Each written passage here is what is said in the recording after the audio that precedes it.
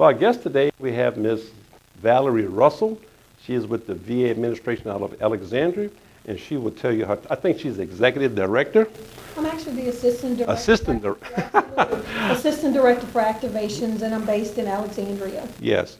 Well, I'll tell you what, she's here today hopefully to share some information with us about what she does, and hopefully, I know she's down here opening up the clinic. Yeah. So we'll start from there. Tell me what's going on. Absolutely. So I am the assistant director for activations, and my role and responsibility is to get our doors open so that we're seeing our patients. Our patients will begin being seen on November the 14th. So that's just right around the corner, November the 14th on a Monday. Yes. We're excited. Right now we're still in what is called the final activation stages. So we're still receiving equipment. It's being installed. Artwork was being installed on November the 17th. So there's a lot of movement behind the scenes in preparation for November 14th. Yeah. Because I know I've seen you with the Veteran Coalition. You're bringing issues about what you were facing, you know.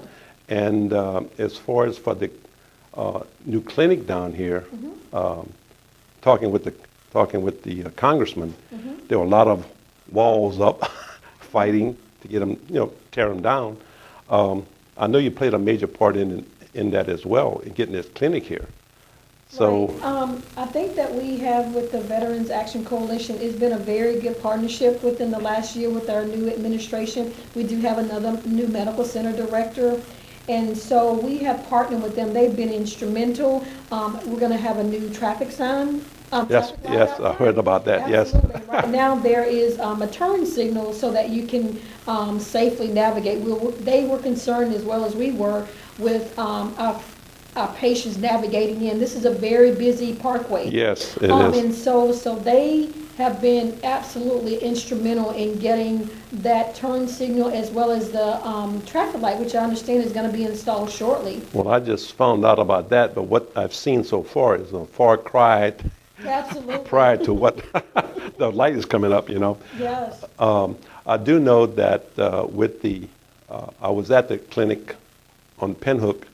Yes, sir. And now we're here today with the clinic on Ambassador Caffrey, and it's like totally night and day Absolutely. as far as for services and everything else. And I was understanding that they do have services here that will allow veterans to stay here to do some services rather than travel up to Alexandria or even maybe to Houston. Yes, But there are some other services that may be forthcoming as time go on. Like with the dental, I think, or the eyeglasses, stuff like that. Sure. So what program do you think might be coming to the Lafayette area pretty soon? Do you have any idea? Sure. So the clinic that we're in now is 3 times the size of the current clinic, the existing clinic that we're in. Yes, I know, it is. It's 30,000 square feet, and so what we've been able to do, because we have more space, is to expand services. So we will have a full complement of dental services. We don't have that over at the existing clinic right Okay. now. We will have a full service lab. Right now, I think we're just specimen collection. Okay. We do very small Yes. things in the laboratory. And then we'll have a full service of optometry and an optical shop. So expanded services, teleaudiology, telecardiology, and those are things that we don't provide at the clinic now that we will be providing. And what I would say our game plan is that we are continuing to reassess our needs. So in 3 months and 6 months, we're going to be seeing how much more our veterans are coming so that we can figure out what services we need to modify or bring on or increase. So it's a process. We feel that we build the clinic. I think our veterans will come. I mean, you see this facility is beautiful. Yes. Very different from what we have right now. So we're envisioning a lot more veterans coming here. And so with that, we will have to keep up with that growth. And so that means a continued assessment of services that we have. Yeah, because I was listening to the young lady that was touring the facilities and Yes. said that they'll have like about 7 kiosks or a large number of kiosks where veterans can just We're going to have enter 4 kiosks. 4 kiosks. And that is for check-in Okay. of patients. They can find out their beneficiary travel balances. We can be able to collect the number of walk-ins. Right now on our kiosk, we may not be able to tell you right now how many walk-ins we see, but we want to capture that number. So we capture, say, just hypothetically, 1,000 folks come in for a month for service, and we may not have that service now. That information tells us we've got to start looking at maybe possibly bringing that service on. So that's a new expanded capability for those kiosks that we don't have now. So we can tell how many veterans are just walking out the clinic. Maybe they want to get their blood pressures checked. Or maybe they feel something is wrong with them, but they don't have an appointment. So when they come in, they'll be directed to go to the kiosk, probably ask a couple questions, like, are you experiencing heart, chest pains? Is your blood pressure raised? That will help us determine what the needs are in the future. Well, I'll tell you what, I think this is coming to our end of our first segment. Yes. And we'll be right back.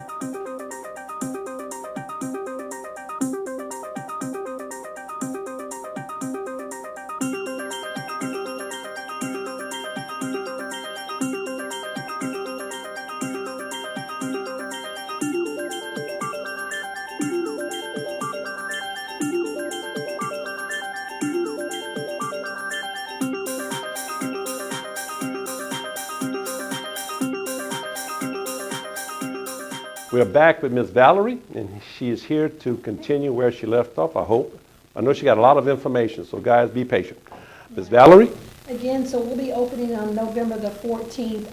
Right now, we have about 46 staff that are over at the existing clinic, and we are adding an additional 30 staff members. 30 staff members? Okay, okay. Absolutely, but that speaks to us expanding our services that we're going to be providing. Again, with dental, optometry, radiology, laboratory services, we need more people to care for our veterans. Right.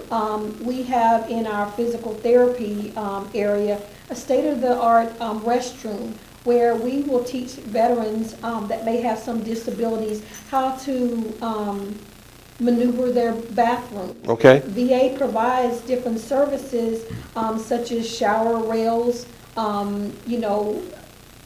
raised toilet seats.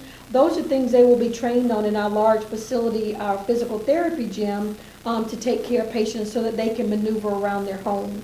Prosthetics and orthotics, so bracing that a veteran may need, they will be able to pick up here. So a lot of equipment and supplies that our providers prescribe, they oftentimes will be able to pick it up here locally. So we're excited about the prosthetic and orthotic pieces that they don't have to go somewhere to be fit for a brace. They can see our clinician right here. Okay. You mentioned, too, about staffing, about Yes, bringing 30 on. At one of the Veteran Coalition meetings, you made mention of the fact that you would also welcome volunteers. Absolutely. Okay. We do not, in the VA system, we would absolutely not survive without our volunteers. And so what we've been doing over the last couple of months with the Veterans Action Coalition, they have been instrumental in seeking out volunteers to take care of our waiting area, and then behind the scenes getting our patients from one hallway to the next. So over the course of the last couple of months, they've actually gotten 125 applicants. 125? Yes, Okay. and tomorrow there will be a training session for at least half of them. There's a process that you have to go through for volunteering. You have to fill out an application. Okay. You got to be fingerprinted. We go through a process to make sure that you're, safe to be around our veterans. Okay. That's why. So we want to make sure that. And so probably between 40 to 50 may be trained tomorrow. But ultimately, I hear the Veterans Action Coalition, they want to get up to about 250 volunteers. Okay. What we need help with is out in our lobby area, those kiosks that we talked about. Okay. We need 3 people at all times. So we need people when we start our day, like at 7 o'clock in the morning to about 4 o'clock. I know we'll be wrapping up at 4:30, but that's a long time. That's 9 hours a day. Yes, it is. And so we will need more volunteers because they are volunteers. Yes. So they still have their own life. So some volunteers may work 2 hours out of the week, say Tuesday from 10 to 12. But still, again, you got all those 9 hours that you got to have covered. Right. So we want to continue soliciting, getting more volunteers in. Yeah. Now, something else you mentioned too one time, that as far as for physicians, Yes, that you do have some that's coming on a part-time basis. They already have business, they already have an established business already, but they will devote their time to the veterans on a part-time basis. so we actually won't have, all the staff that are in the clinic here are all VA staff. Okay. But we do partner with the community for choice providers, so there are some services that we can't provide internally. Right. That they will go out and see the provider in the community. But ultimately, the goal is for VA, is for veterans to be seen locally in their area. Right. And limit their travel. That's what our goal is. Because I do know it does present a hardship, Yes. okay, for those who do not have access to a vehicle. Yes. I had the pleasure of doing an interview with the DVA, DAV, Disabled, and it said looking for volunteers, but they're having drivers. for drivers, and they're having difficulty. Right. You know, so I mean, if we can keep more of the services in-house or locally, it would be much better for the veterans in this area. You know, Yes, sir. I'm hoping that as time go on. Well, let me ask this. Mm-hmm. What is you're looking to hire more physicians that are veterans? Because I've been hearing a lot of little squabbles about that, you know. Mm-hmm. When I hire a veteran physician rather than a non-veteran. So Is we that, do- I hate to say that, but Yeah, I mean, no, I understand, but veterans have a preference. And Yes. so we go through what are called recruitment certificates. Yes. We do allow internal staff to apply for positions, but veterans come to the top of the list. So Right. they have their preference. So always first, we look at our veterans, and then we work backwards. So it may come down to local providers, but ultimately, we do want to employ veterans. yes, well, I'm Absolutely. glad. Well, I think this can end our second segment, and we'll be back.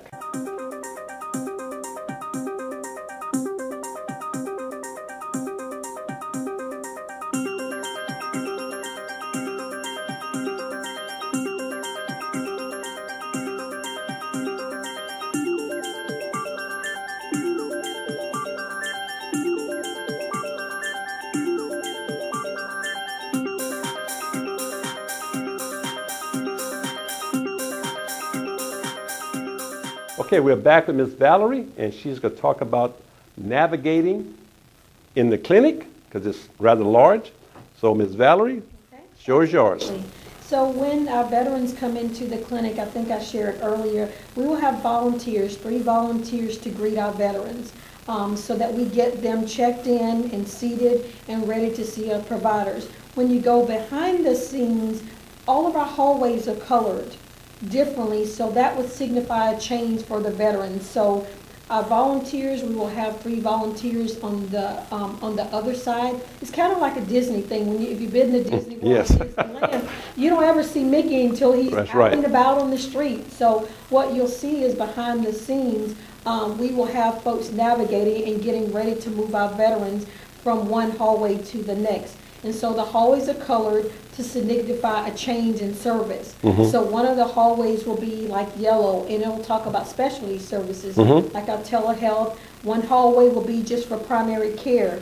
A section will be for optometry. So when the veteran moves from one hallway, we'll be able to tell them, hey, go down to the green hallway and go to the second door on the right. They'll easily be able to see Right. that because there's a diamond in the middle of the floor, a square in the middle of the floor to signify the change in color. So Right. we want it to be, because the facility is so large, we want them to be able to easily maneuver through the clinic. Yeah, because I got lost here. I know.